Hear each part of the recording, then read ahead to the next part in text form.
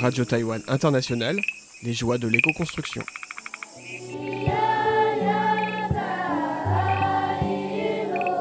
Bonjour à toutes et à tous, c'est Sasa qui a la joie de vous accueillir pour le dernier volet consacré à l'exposition Tectonics of the Island 2025, une exposition de construction en bambou. Après avoir été organisée 2 fois à Jiayi et 1 fois à Hsinchu pour sa 4e édition, cette exposition de la Taiwan Bamboo Society, avec le soutien du Bureau des forêts, a lieu cette année pour la première fois sur la côte est de Taïwan, dans le comté de Taidong. Une région où il y a de nombreuses ethnies autochtones et justement, c'est l'une des spécificités de cette édition.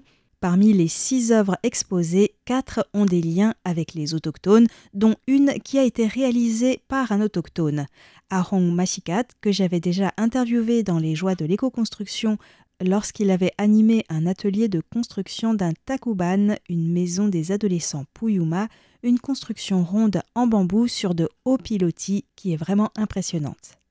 La coopération avec les autochtones cette année est vraiment appréciable. Car comme je l'avais souligné les années précédentes, j'étais un peu étonnée qu'aucun autochtone n'ait été choisi pour présenter une œuvre alors que leur savoir-faire dans la construction en bambou ne sont pas approuvés et qu'en plus, ils font souvent preuve d'une grande créativité. Les organisateurs de l'exposition m'avaient dit à l'époque que c'était parce que l'objectif était de donner l'occasion de se familiariser avec le bambou à des jeunes architectes qui n'avaient jamais travaillé avec ce matériau. Alors aujourd'hui, direction le village de Taromak, un village qui vous dit peut-être quelque chose si vous êtes fidèle auditrice ou auditeur de RTI, puisque c'est là que la convergence internationale de permaculture s'est déroulée fin 2024. C'est un village de l'ethnie Rukai, mais Ahong Mashikat, lui, est Puyuma. Pour cette exposition, il a voulu innover, essayer de nouvelles formes, et puis cela ne fait pas sens de bâtir une maison des adolescents Puyuma dans un village Rukai. Le résultat, c'est Iriria, qui signifie belvédère en langue Rukai, dont vous pouvez voir les photos sur le site de RTI. Cette construction sur pilotis combine des éléments architecturaux nouveaux pour Ahong Mashikat, notamment le fait de travailler avec des bambous courbés, et certains traits de l'architecture Puyuma, comme les fondations qui sont constituées de pierres dans un grand entonnoir en bambou et en rotin, au milieu des 8 colonnes centrales pour stabiliser la structure en cas de typhon ou de séisme. L'escalier est aussi magnifique et je dois préciser qu'Ahong Mashikat l'a conçu pour que même les personnes qui ont le vertige puissent monter en se sécurisant avec des rampes. Le belvédère peut accueillir une 60aine de personnes sans aucun problème. Et lors de l'inauguration, nous étions en effet très nombreux à monter en même temps dans cette construction.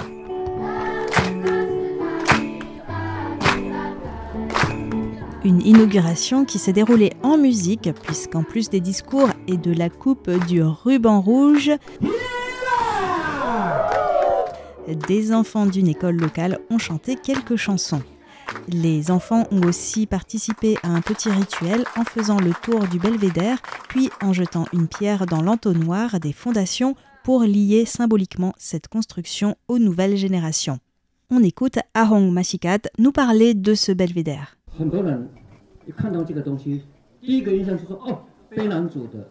En voyant ce pavillon, beaucoup de gens s'écrient « C'est la maison des adolescents des Puyuma » ou « Ça ressemble à une construction d'Etso ». Mais je vais vous dire une chose, ce genre de pavillon, il n'en existe pas que chez les autochtones à Taïwan. En Asie du Sud-Est, il y a plein de constructions en bambou sur pilotis. Et pour tout vous dire, ici, ce n'est pas une maison des adolescents Puyuma, c'est une création. J'ai travaillé avec joie, car si j'avais besoin de bambou, je pouvais simplement en récolter à proximité. En fonction de la place dans la construction et de l'effet recherché, Ahong Mashikat a utilisé 4 variétés de bambou pour leurs différentes spécificités. Tout d'abord, Maju, Dendrocalamus latiflorus, Guizhu, Philostachys reticulata, Changzhiju, Bambusa dolichoclada et Luju, Bambusa oldami, aussi connu sous le nom de bambou vert.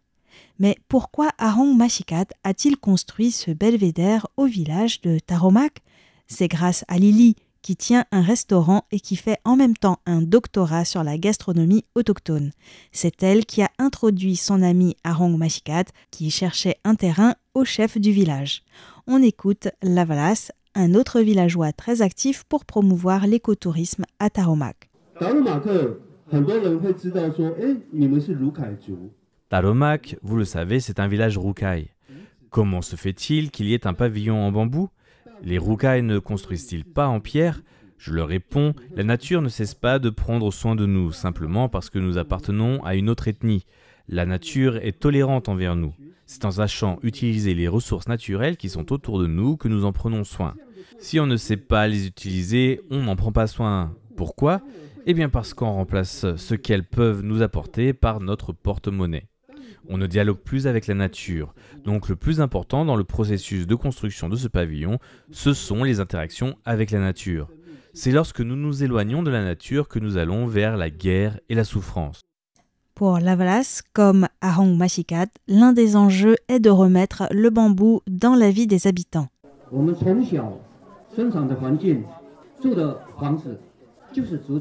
Les Puyuma, comme de nombreux autochtones, vivaient autrefois dans des maisons en bambou recouvertes de chaume.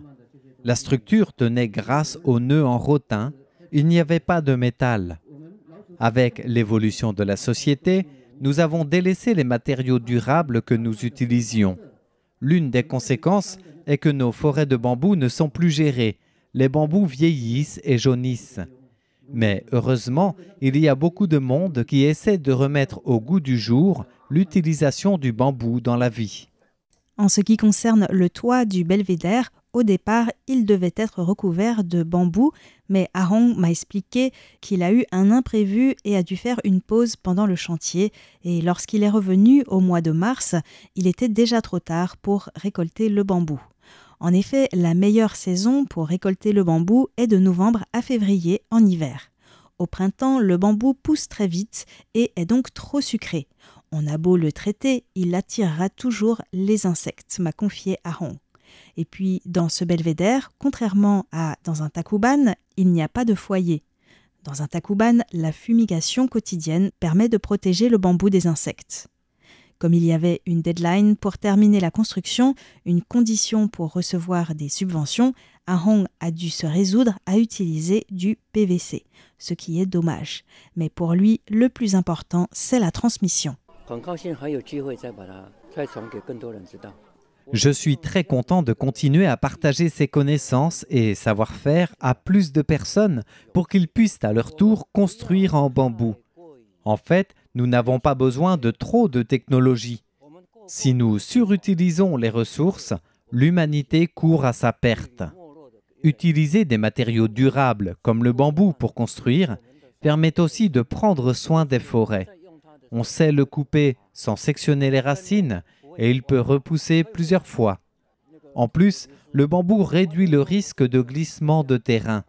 Si on le déracine pour planter des arbres fruitiers, parce que ça rapporte plus d'argent, lorsqu'un typhon passe, toute la plantation risque d'être emportée.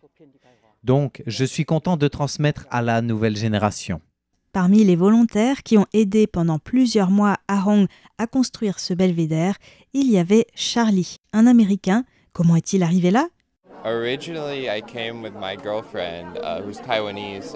Je suis venu à Taïwan avec ma petite amie taïwanaise. On était volontaires pour préparer le site de la conférence internationale de permaculture qui s'est déroulée dans ce village en décembre dernier. C'est comme ça que j'ai connu le professeur Zheng et que nous avons décidé de l'aider pour ce projet. Finalement, Charlie est resté 9 mois. C'était la première fois qu'il travaillait avec le bambou. C'est un super matériau, on peut en faire plein de choses. C'est naturel et simple à utiliser du moment qu'on en apprend comment. Nous avons coupé le bambou à proximité et donc j'ai pu participer à tout le processus. Aussi, la préparation pour en faire un matériau de construction. Pour le traitement, on a utilisé un grand feu, puis au chalumeau car cela allait plus vite. J'ai aussi participé à la construction. Bref, j'ai touché un peu à tout. Alors qu'il était débutant à l'époque, il se sent maintenant en confiance pour construire en bambou de ses propres mains, même s'il reste encore beaucoup à apprendre. C'est ça que je trouve le plus cool. Je suis venu avec 0 expérience et maintenant, grâce à cette expérience et quelques autres projets, je pense que je suis capable de construire en bambou. Et tout le monde peut le faire. On s'améliore avec le temps et l'expérience. Ce qui a le plus marqué Charlie, c'est la générosité d'Ahong Mashikad et des autochtones avec qui il a travaillé, car ils étaient heureux de partager leur savoir. Parmi les volontaires, il y avait aussi Bonglai, le fils d'Ahong Mashikad, que j'avais déjà croisé lors de l'atelier de construction du Takuban. Il m'a raconté une petite anecdote.